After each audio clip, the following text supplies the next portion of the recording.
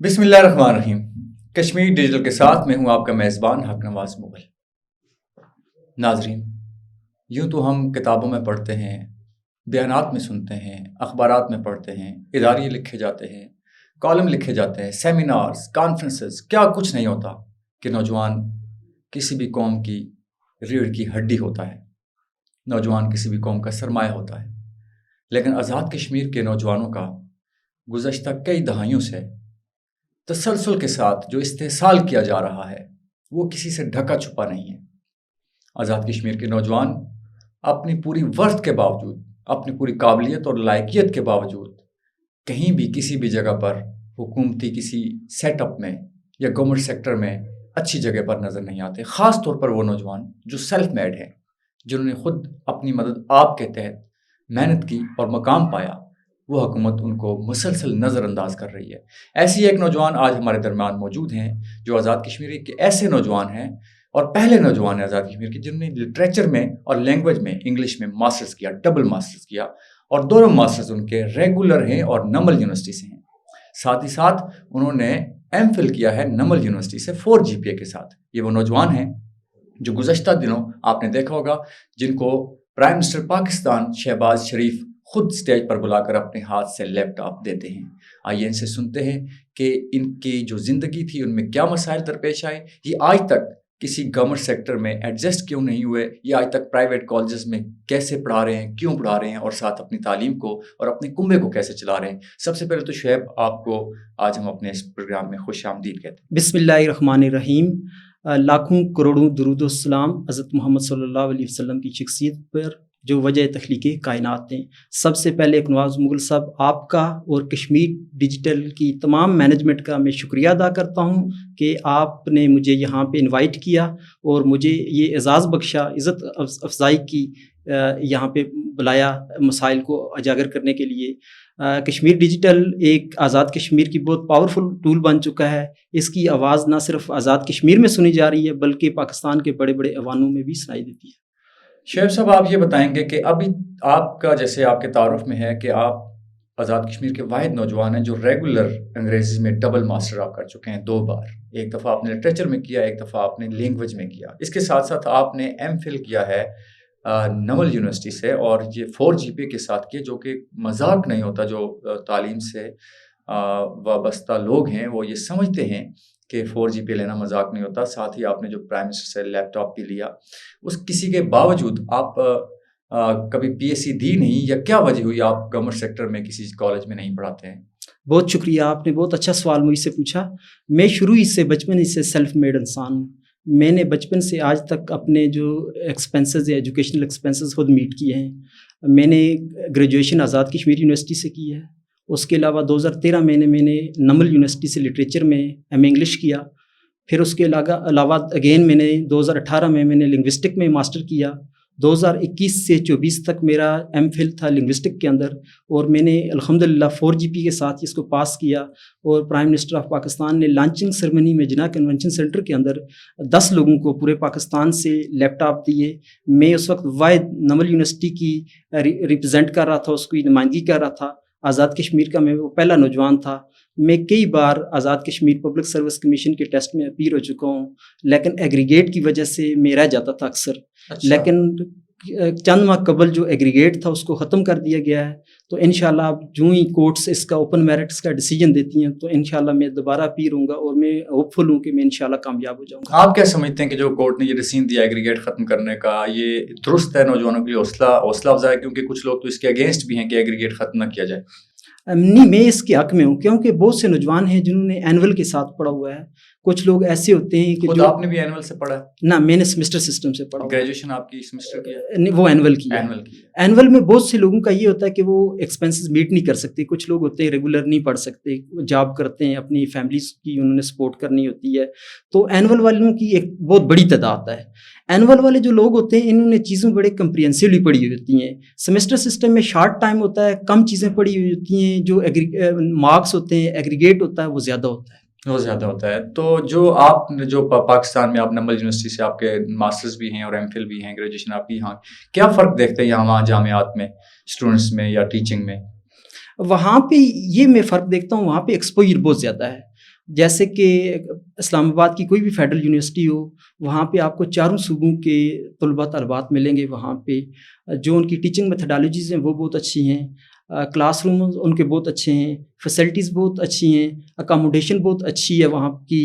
اس کے علاوہ جو لیکچر دیا جاتا ہے وہ رزلٹ اورینٹڈ ہوتا ہے، اور طلباء طالبات کے جو مسائل ہوتے ہیں وہ سنے جاتے ہیں، اور کسی کے ساتھ کوئی ناانصافی نہیں ہوتی ہے. میں یقیناً آپ کو یہ بات کہہ سکتا ہوں کہ اسلام آباد کی کوئی بھی بڑی یونیورسٹی ہوگی تو آپ کسی کے ساتھ انجسٹس نہیں ہوگا، فیوریٹزم نہیں ہوگا. جو آپ کیا سمجھو آزاد کشمیر کی یونیورسٹی کی میں جو فلاز ہیں وہ یہ ہیں جو وہاں پر نہیں ہیں؟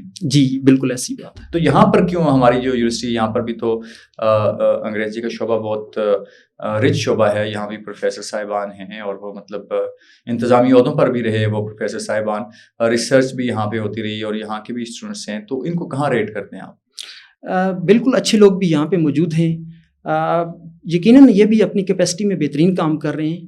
تو جہاں تک ریٹنگ کا سوال ہے تو نمل اور آزاد کشمیر یونیورسٹی برابر تو نہیں ہو سکتی. نہیں ہو سکتے ہیں. نمل یونیورسٹی آپ کے خیال میں اس سے بہتر ہے؟ پورے پاکستان میں اس کے کیمپسز ہیں، چائنا کے اندر اس کا کیمپسز ہے. اس کا جو ریکٹر ہوتا ہے آرم فورسز کا میجر جنرل رینک کا ریٹائرڈ آفیسر ہوتا ہے، بریگیڈیئرز ہوتے ہیں، میجرز ہوتے ہیں، کرنلز ہوتے ہیں. ایک ڈسپلن میں نے دیکھا ہے وہاں پہ، جو سب سے اہم بات ہے نواز صاحب، جو میں نے ڈسپلن دیکھا ہے. میں نے 9 سال یونیورسٹی نمل کا میں طالب علم رہا ہوں، 9 سال میں آج تک میں نے کوئی اسٹرائک نہیں دیکھی ہے. اچھا، 9 سال میں طلبہ کے حقوق جو ہیں، طلبہ کے مسائل ہیں، وہ کوئی اسٹرائک نہیں ہوتی ہے، کوئی نہیں ہوتی. اتنا ڈسپلن میں نے وہاں پہ دیکھا ہے نا، یقین مانے. میں چاہتا ہوں کہ آزاد کشمیر کی جتنی بڑی یونیورسٹیز ہیں، 5 یونیورسٹیز ہیں، کاش اس طرح کا ڈسپلن یہاں پہ بھی ہوتا. اچھا، وہ جو مسائل ہوتے ہیں طلبہ کے مسائل تو وہاں بھی ہوتے ہوں گے، ایسا تو نہیں؟ مسائل ہیں لیکن وہ لوگ حل کرتے ہیں. اچھا، تمام آن لائن سسٹم ہے. کوئی بھی آپ کی شکایت ہوگی، کوئی بھی مسئلہ ہوگا، آپ ایچ او ڈی کو بتائیں، ڈین کو بتائیں، ریکٹر کو آپ ایکسیس کر سکتے ہیں، ای میل کر سکتے ہیں، کال کر سکتے ہیں، میسج کر سکتے ہیں. آپ فوراً وہ حل کرتے ہیں آپ کے مسئلے، فوری طور پر حل کرتے ہیں. جی بالکل.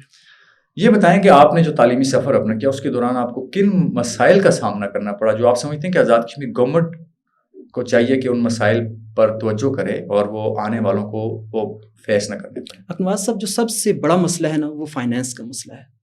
جیسا کہ میں نمل سے پڑھ رہا تھا، سیمیسٹرز کی فیس بھی مجھے ادا کرنی ہوتی تھی، ہاسٹل کے چارجز بھی دینے ہوتے تھے، اور آنے جانے کا رینٹ بھی ہوتا تھا.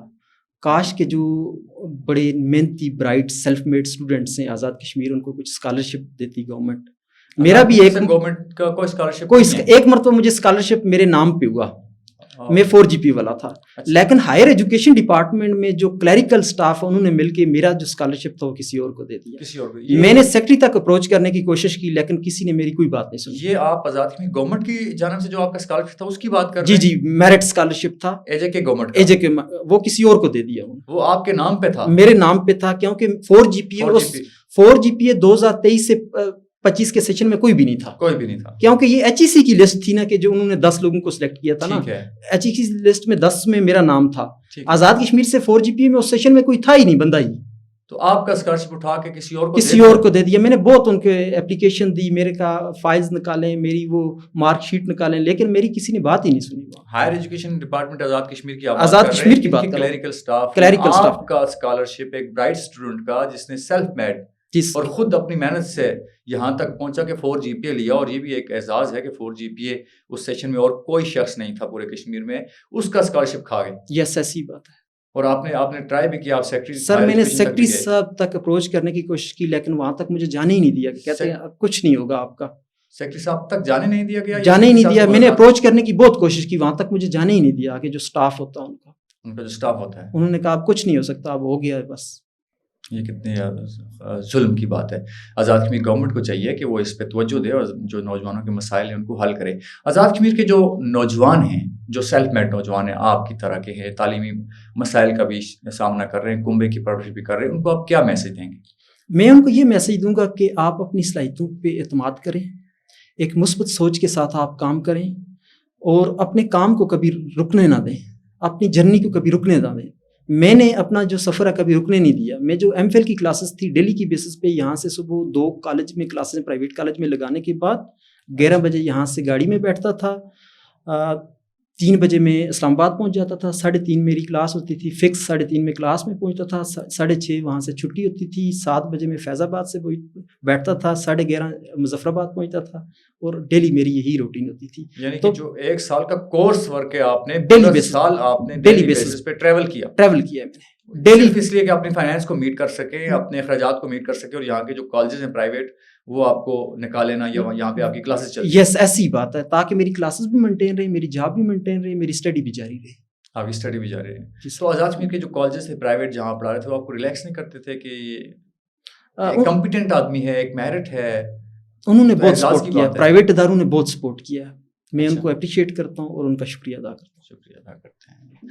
آخری بات آپ سے، آپ کی نظر میں آزاد کشمیر کے جو نوجوان ہیں ان کے مسائل کا حل کیا ہے؟ آزاد کشمیر کے جو نوجوان ہیں ان کا سب سے جو بڑے مسائل ہیں، ایک جاب کا ہے، اسکالرشپ کا مسائل ہے، اور یہاں پہ کوئی انڈسٹری نہیں ہے. اگر کوئی گورنمنٹ کسی سائڈ ایریا پہ کوئی انڈسٹری لگاتی تو بہت سے جو نوجوان ہیں انہیں جاب اپرچونیٹیز مل جائیں گی، کیونکہ ہمارے پاس آزاد کشمیر بھر میں صرف ایک ہی انڈسٹری ہے، وہ ایجوکیشن کی ہے، پرائیویٹ اسکولز ہیں اور کالجز ہیں. اس کے علاوہ میں یہ بھی کہنا چاہوں گا آپ کے پلیٹ فارم سے، کیونکہ کشمیر ڈیجیٹل ایک پاورفل ٹول ہے. آج کل میڈیا کا دور ہے، میڈیا جو بھی ہے کسی بھی اسٹیٹ ہوتی ہے جو اس کا 4th پلر کنسیڈر کیا جاتا ہے. تو میں یہ کہوں گا، اپنی کورٹس سے ریکویسٹ کروں گا میں کہ جو اوپن میرٹس کے کیس ہیں، جو دوسرے کیسز ہیں PSC کے، ان کو جلد از جلد حل کریں، تاکہ بہت سے نوجوان ایسے ہیں جو اوور ایج ہو جاتے ہیں. 40 سال کے بعد آپ کسی جاب کے لیے نہیں اپلائی کر سکتے نا. تو اس طرح کے اگر مسائل کورٹس بھی ہمارے ساتھ تعاون کریں، Azad Kashmir public service commission بھی تعاون کرے، اور گورنمنٹ بھی اپنا رول پلے کرے، تو یقیناً تمام مسائل حل ہو جائیں گے. بہت شکریہ. ناظرین، یہ تھے راجہ محمد شعیب خان جو بتا رہے تھے اپنے سفر کے بارے میں، کن مشکلات سے گزرنا پڑا اور کس طرح سے صرف مثبت سوچ ہی ان کو آگے لے کر بڑھ سکی، اور آج اس مقام پر ہیں کہ یہ ماشاءاللہ سے MPhil ہیں. اور ساتھ ہی ساتھ یہ بتا رہے تھے کہ کس طرح سے ان کا اپنا جو میرٹ اسکالرشپ تھا ان کے نام پہ تھا، وہ کیسے کلیریکل سٹاف نے ہائر ایجوکیشن ڈپارٹمنٹ میں ہڑپ کر لیا اور کسی اور کو دے دیا، یا وہ خود کھا گیا اور پھر ان کو ہائر اتھارٹیز تک ملنے بھی نہیں دیا گیا، اپروچ بھی نہیں کرنے دی گئی. آپ اندازہ کریں کہ ایک وہ شخص جس نے اپنے بل بوتے پر، اپنی محنت پر ایک اسکالرشپ حاصل کیا، اور اس پورے سیشن میں کوئی اور شخص 4 GPA نہیں تھا، لیکن صرف اس لیے کیونکہ یہ کسی جاگیردار کا بیٹا نہیں تھا، سرمایہ دار کا بیٹا نہیں تھا، بیوروکریٹ کا بیٹا نہیں تھا، افسر شاہی کا کچھ رشتہ دار نہیں تھا، کسی سیاست دان کا بیٹا نہیں تھا، کسی جتھے کا حصہ نہیں تھا، کسی تحریک کا حصہ نہیں تھا، اور اس کے جو میرٹ تھا، اس کا جو حق تھا، اس کو کیسے دبایا گیا، کیسے کھایا گیا، اور کس طرح سے ان کے ساتھ زیادتی کی گئی. اور ساتھ ہی اپنی عدالتوں سے، عدلیہ سے اپیل کر رہے ہیں کہ وہ نوجوانوں کے جو کیسز ہیں اوپن میرٹ کے، یا ان کی زندگیاں برباد ہو رہی ہیں، خدارہ آپ ہماری جو عدلیہ ہے وہ ان کیسز کا جلد از جلد فیصلہ سنائے اور پبلک سروس کمیشن کو بحال کرے، تاکہ نوجوان اپنی مدد آپ کے تحت پڑھنے والے اپنے میرٹ کی بنیاد پر آگے آ سکیں، اس قوم اور اس ملک کو سرو کر سکیں. اپنے میزبان حق نواز مغل کو دیجیے اجازت. اللہ نگہبان.